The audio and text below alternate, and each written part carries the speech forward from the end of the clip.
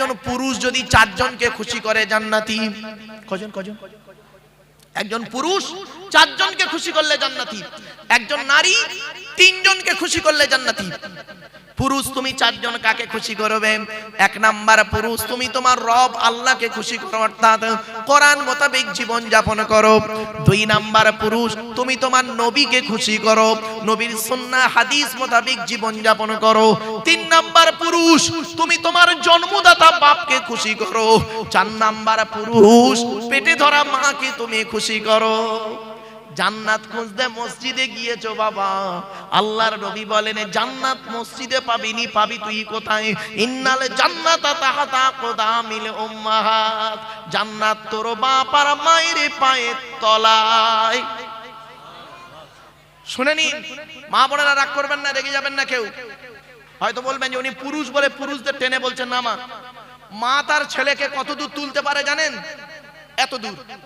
ঠিক না বেঠিক? বলুন না, আমার সাথে কথা বলুন। মা তার ছেলেকে কত দূর নেয়? এই বুক পর্যন্ত, এর উপরে আর মা তুলতে পারে না বাচ্চা।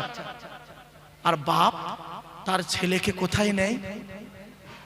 কাঁধে, কাঁধ থেকে আবার মাথায়। বাপ বলতে চায় বেটারে আমি গরিব ছিলাম, আমি অনেক দূর যেতে পারিনি ভবিষ্যতে, তুই আমার কাঁধে বস, আমার মাথায় বস, বসা আমি যেখানে পৌঁছাতে পারিনি তুই তার থেকে আরো দূরে পৌঁছে যাও দূর ভবিষ্যতে, আল্লাহ খুশি হবে। জোরে বলো। আগে ভালো ছেলে হন, পরে ভালো জামাই হবেন। আর আমরা এখানে দেখবেন ভালো জামাই হতে পেরেছি, ভালো ছেলে হতে পারিনি। ঠিক না ঠিক? আমার শ্বশুর কি বলে জানেন? আমার শ্বশুর লোককে বলে আমার জামাই খুব ভালো, আমার শাশুড়ি লোককে বলে আমার জামাই খুব ভালো। আর আমার জন্মদাতা বাপটা কি বলে শুনবেন? ওকে জন্ম দিয়ে পাপ করেছি। পেটে ধরা মাটা কি বলে শুনবেন? ওর পেটে ধরে ভুল করেছি। কেন? যে মা 10 মাস 10 দিন পেটে ধারণ করলো, গর্ভে ধারণ করলো, নিজের পেশাবের উপরে সেই মা, আমার পেশাবের উপরে আমার মা ঘুমালো, আমাকে তার বুকের উপরে আশ্রয় দিল।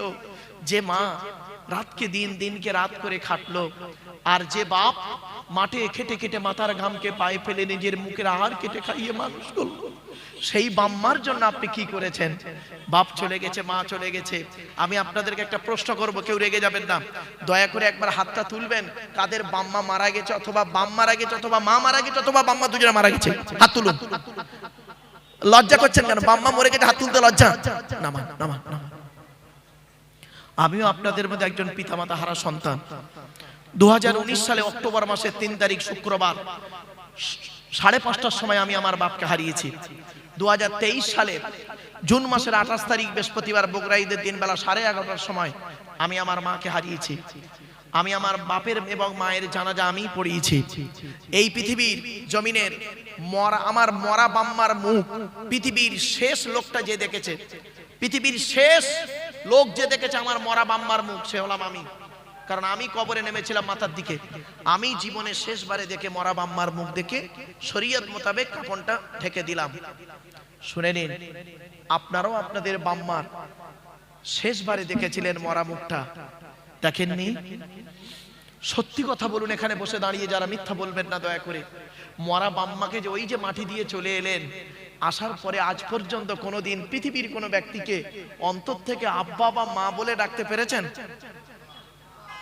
আরে শ্বশুর কোনোদিন বাপ হতে পারে না, শাশুড়ি কোনোদিন মা হতে পারে না। শ্বশুর তোমার বাপ হয়েছে 20 বছর পরে তার মেয়ে দেবার কারণে, শাশুড়ি তোমার মা হয়েছে 20 বছর পরে তার মেয়ে দেবার কারণে। তোমার বাপ হয়েছে মায়ের পেটে এসেছিলে যেদিন, সেই দিন থেকে। তোমার মা হয়েছে মায়ের পেটে এসেছিলে যেদিন, সেই দিন থেকে। সেই বাম্মার জন্য আপনি কি করেছেন? আল্লাহর কোরআন কি বলছে দেখি। আল্লাহর কোরআন জানিয়ে দিচ্ছে, আল্লাযীনা ইউনফিকুনা আমওয়ালাহুম বিল্লাইলি ওয়ান নাহারি সিররান ওয়া আলানিয়াতান ফালাহুম আজরুহুম ইনদা রাব্বিহিম ওয়ালা খাউফুন আলাইহিম ওয়ালা হুম ইয়াহজানুন। 3 নম্বর পারা 5 নম্বর পৃষ্ঠা 13, 14, 15 নম্বর লাইন সূরার নাম সূরা বাকারা। কোরআন জানিয়ে দিয়েছে টাকা পয়সা সর্বপ্রথম তোমরা ব্যয় করবে যাদের পিছনে, রাতের বেলা দান করবে, দিনের বেলা দান করবে, গোপনে দান করো, প্রকাশ্যে দান করো। আমি আল্লাহ আমার কাছে রয়েছে উত্তম বদলা। তোমাদের কোনো ভয় হবে না, তোমাদের কোনো চিন্তা থাকবে না। আল্লাহ নিজেই বলছে বান্দা শোন, ওয়া আনফিকু মিম্মা রাযাকনাকুম মিন ক্বাবলি আন ইয়াতিয়া আহাদাকুমুল মাউত ফায়াকুলা রব্বি লাউলা আখখারতানি ইলা আজালিন করিব। সূরা মুনাফিকুন 28 নম্বর পারা। কোরআন বলছে মৃত্যু আসার আগে টাকা পয়সা ধন সম্পদগুলোকে আল্লাহর রাস্তায় দান করে যা। গরিব ফকির এতিম মিসকিনকে দান করে যা। কাপনের কোনো পকেটে নেই। এজন্য কি করেছেন, কোরআনে যেখানেই নামাজের কথা বলা হয়েছে অনেক জায়গাতে নামাজের পরেই বলা হয়েছে আতুজ যাকাত, আকিমুস সালাত ওয়া আতুজ যাকাত। নামাজ আদায় করো, নামাজ কায়েম করো, যাকাত দাও। অনেকে যাকাত দেয় না, এজন্য যাকাত না দিলে তাদের যে কি শাস্তি। ইন্নাল্লাযীনা ইয়াকনিজুনা যাহাবা ওয়াল ফিদ্দাতা ওয়া লা ইনফিকুনাহা ফি সাবিলিল্লাহ ফাবাশশিরহুম বিআযাবিন আলীম। সূরা তাওবার মধ্যে ব্যাপক আলোচনা আছে। এজন্য অনুরোধ করে বলে যাচ্ছি, নামাজ পড়বেন, সাথে সাথে যাকাতটাও দেবেন। যাকাত না দিলে কি ক্ষতি জানেন? ছোট্ট দুটো ছড়ার মাধ্যমে বলে দিচ্ছি, বলবো? আরে ভাই বলবো কি বলুন না? হ্যাঁ, একবার দরুদ শরীফ, আল্লাহুম্মা সাল্লি আলা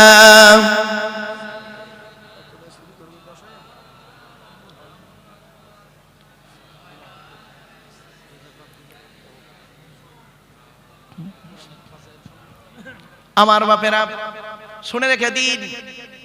কয়েক কটা দেখো মাটি খেতে পারে না, পচে না, মাটিতে টাটকা থাকে। কয়েক কটা দেখো, 1 নাম্বার হলো নবীদের দেহ মোবারক, নবীদের দেহ মোবারক মাটি খেতে পারে না। 2 নাম্বার হলো শহীদানদের দেহ মোবারক মাটি খেতে পারে না, টাটকা থাকে। 3 নাম্বার হলো মোকাম্মাল কোরআনে হাফেজের দেহ, মোকাম্মাল কোরআনে হাফেজের দেহ মাটি খেতে পারে না, টাটকা থাকে। এজন্য অনুরোধ করে বলে যাচ্ছি, ও আমার মা বোনেরা, বাবাজিরা শুনে নিন, যদি একটা সন্তান হয় ওই সন্তানকে অন্তত কোরআনে হাফেজ করাবেন। কেন জানেন? এ কোরআন এমন এক কিতাব, সারা বিশ্ব কোরআন কিনে গবেষণা করছে, সবই রয়েছে এই কিতাবের ভিতরে। দুঃখের বিষয়, আমরা এই কিতাবকে নিয়ে গবেষণা করিনি। আমরা নিজেদের মধ্যে শুধু মারামারি করতেই ব্যস্ত। এজন্য অনুরোধ করে বলে গেলাম, 3 নাম্বার হলো মোকাম্মাল কোরআনে হাফেজের দেহ মাটি খেতে পারে না। 4 নাম্বার হলো হাক্কানি আলেমের দেহ মাটি খেতে পারে না, টাটকা থাকে। 5 নাম্বার হলো মুয়াজ্জিনের দেহ। 12 বছর যদি কেউ নিঃস্বার্থভাবে আযান দেয় ওই দেহ মাটি খেতে পারে না, টাটকা থাকে। 6 নাম্বার হলো হালাল খানিওয়ালা মানুষের দেহ মোবারক মাটি খেতে পারে না, টাটকা থাকে। এজন্য অনুরোধ করে বলি, নামাজ শুধু পড়লে হবে না, নামাজের সাথে সাথে যাকাত দিতে হবে। চলুন দেখি, তোরা দে যাকাত, দে যাকাত, দে রে যাকাত, যাকাত না দিলে তোরা পাবি না নাজাত। অসুবিধা হচ্ছে? বলবো না, বন্ধ করে দেবো? হবে? একবার তাকবীর দাও, নারাই তাকবীর। তোরা দে যাকাত, দে যাকাত, দে রে যাকাত, যাকাত না দিলে তোরা পাবি না নাজাত। ধনী তোমরা খাবে সুখে, ধনী তোমরা খাবে সুখে, গরিব গুলো মরবে দুঃখে। ধনী তোমরা খাবে সুখে, গরিব গুলো মরবে দুঃখে। গজব দিবেন তাদের উপর স্বয়ং খোদা পাক। তোরা দে যাকাত, দে যাকাত, দে রে যাকাত, যাকাত না দিলে তোরা পাবি না নাজাত। আমার বাপেরা, বাপ চলে গেল, মা চলে গেল, ভাই চলে গেল, বোন চলে গেল, দাদা দাদি নানা নানি চলে গেল। এই আল্লাহর নবীর ঘরের জন্য একজন ব্যক্তির কাছে আমি 10,000 টাকা চাইছি। বাবা, একজন ব্যক্তি কেউ আছেন 10,000 টাকা দেবে। বাপের নামে, মায়ের নামে, দাদা দাদি, নানা নানি, খালা কালু, ফুপা ফুপু, মামা মামি, শ্বশুর শাশুড়ির জন্য এমন কোন মা বোন আছেন আল্লাহ তার দানকে কবুল করবেন। আল্লাহর কোরআন জানিয়ে দিয়েছে দান করলে কি হয়, ইনতুকরিদুল্লাহ করদানা হাসানা ইদাইফু লাকুম ওয়া ইয়াগফির লাকুম ওয়াল্লাহু শাকুরুন হালিম। সূরা তাগাবুনের 17 নম্বর আয়াত। আল্লাহ বলছে দান করলে কি হয় বান্দা শোন, মালটাকে ডবল করে দেবো, আর দানের কারণে জীবনের গুনাহ মাফ করে দেবো। আমার বাপেরা, একজন ব্যক্তি কেউ আছেন আল্লাহর নবীর ঘরে দান করবে, বাপের নামে, মায়ের নামে 10,000 টাকা চেয়েছি। ও বাবা, 10,000 যদি দিতে কষ্ট হয়, 5,000 টাকা দেওয়ার মতো কে আছে? 5,000 টাকা চেয়েছি বাপের নামে, মায়ের নামে। আল্লাহর নবীর ঘরে দান করেন, ইতিম বাচ্চাদের খাওয়াবেন। আল্লাহর নবী বলেছেন মান আওয়া ইয়াতীমান ইলা তুআমিহি ওয়া শারাবিহি আওজাবাল্লাহু লাহুল জান্নাহ। আল্লাহর নবী বলেন কোন ব্যক্তি যদি কোনো ইতিমকে আশ্রয় দেয়, ইতিমকে খাবার খাওয়ায়, ইতিমকে পানি পান করায়, আওজাবাল্লাহু লাহুল জান্নাহ, ওই ব্যক্তির জন্য জান্নাত ওয়াজিব হয়ে যায়। আমার বাবা, আলহামদুলিল্লাহ, আমার বাপেরা এক ব্যক্তি দিয়েছে 2,000 টাকা। বাবা 2,000 করে দেন, তা নাকি 10,000 দেন, আলহামদুলিল্লাহ। 5,000, 2,000। একজন ব্যক্তি দিয়েছে 2,000 টাকা। নারায়ে তাকবীর। অবাব 2 নাম্বার ব্যক্তি কে আছে? 2,000 টাকা দান করবে। আল্লাহর নবীর শুনে নিন এবার। আল্লাহ রাসূল একদিন সাহাবীদেরকে বলছেন তোমাদের বাড়িতে কয় শ্রেণীর মেয়ে ছেলে আছে বলো?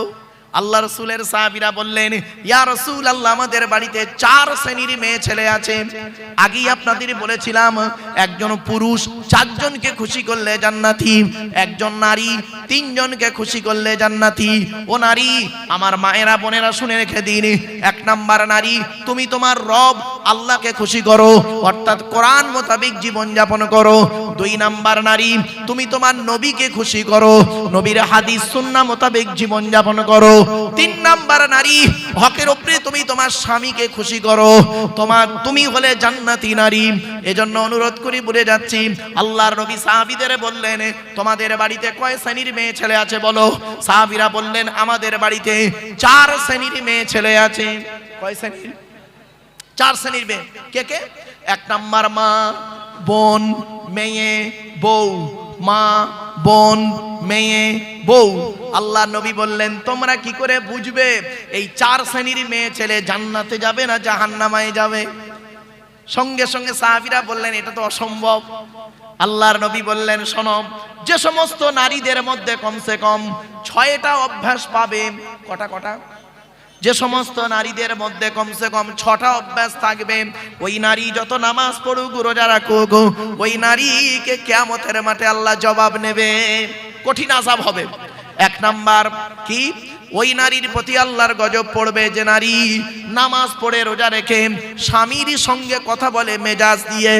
অনেক মা বোন আছে দেখবেন পাড়ার লোকের সঙ্গে কথা বলে মিষ্টি ভাষায়, কিন্তু স্বামীর সঙ্গে কোনো কথা বলে মেজাজ দিয়ে কথা বলে।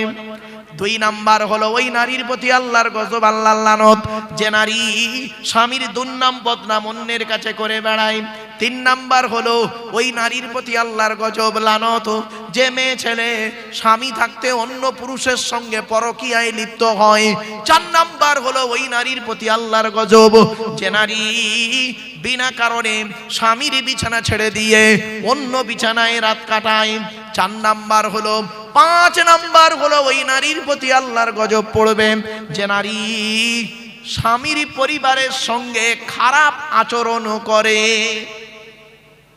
অনেক মেয়ে ছেলে আছে দেখবেন স্বামীকে খুব ভালোবাসে, স্বামীর বাপ ভাইকে দেখতে পারে না। আমার মা বোনদের বলে যাচ্ছি, মায়েরা বোনেরা খবরদার, জান্নাত যদি পেতে চান আপনি আপনার স্বামীকে ভালোবাসুন এবং স্বামীর কথা মতো জীবন যাপন করুন। স্বামীর পিতামাতাকে, ভাই বোনকে ভক্তি শ্রদ্ধা ভালোবাসুন তাদেরকে।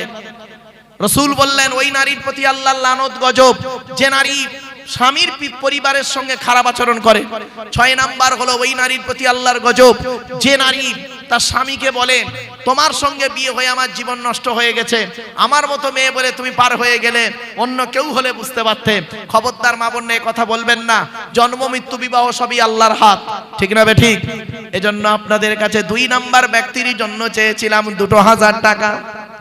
2,000 টাকা চেয়েছি বাপ।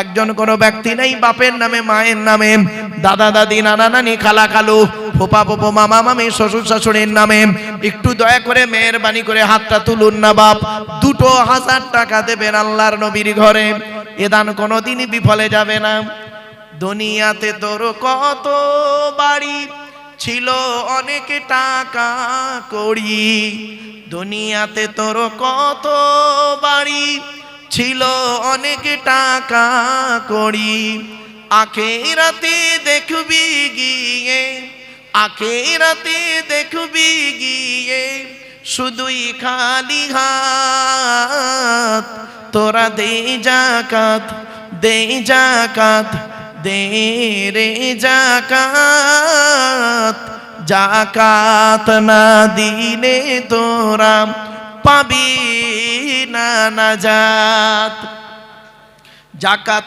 ফিতরার ধার ধারে না শুধু খেতে তার ভুল হয় না যাকাত ফিতরার ধার ধারে না শুধু খেতে তার ভুল হয় না জাহান্নামে ফেলে তাদের করবে গো আঘাত তোরা দে যাকাত দে যাকাত দে রে যাকাত যাকাত না দিলে তোরা পাবি না নাজাত খোদা রাস্তায় করিতে ব্যয় ব্যথা লাগে যার কলি যায় খোদা রাস্তায় করিতে ব্যয় ব্যথা লাগে যার কলি যায় জাহান্নামে ফেলে তাদের কাটবে দুটি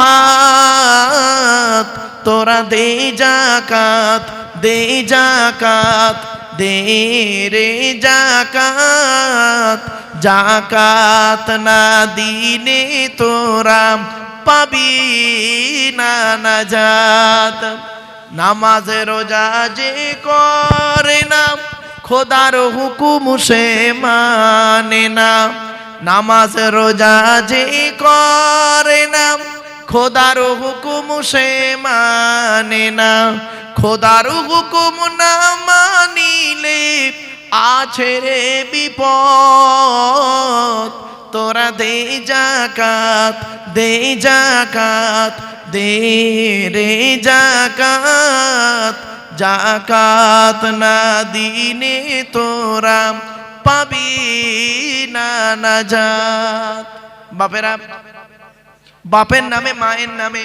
দাদা দাদি নানা নানি খালা খালু ফুপা ফুপু মামা মামি শ্বশুর শাশুড়ির নামে 2000 টাকা আপনাদের কাছে চেয়েছিলাম 2 নাম্বার ব্যক্তি কে আছে কি নাম বাবা মোহাম্মদ জিয়ারুল গাজী খান নামে দিলেন বাপ কার নামে দিলেন বাবা আব্বার নামে জিয়ারুল গাজী বাবা দিয়েছে 1000 টাকা নারায়ে তাকবীর 3000 টাকা হয়েছে আবু বকর ওমর উসমান আলী তাওরাত জবুর ইনজিল কোরআন জিবরাইল মিকাইল ইসরাফিল আজরাইল 4 নাম্বার ব্যক্তি কে আছে 1000 টাকা দান করবে 1000 টাকা চেয়েছি একটু দয়া করে হাতটা তুলুন না বাবা 4 নাম্বার ব্যক্তির কাছে এই বাচ্চাগুলো কোরআনে হাফেজ হয়েছে বাপ সব এক বৈঠক দেব আলহামদুলিল্লাহ আমি বহু জায়গায় পাগড়ি দিয়েতে যাই ভারতবর্ষের বিভিন্ন জায়গায় আমি জিজ্ঞাসা করি এক বৈঠক কিনা কারণ এক বৈঠক দিয়ে হাফেজ যখন হয় না তার একটা মানে ইয়াদের একটা ইয়ে থাকে এইজন্য চেষ্টা করবেন ছেলেকে একদম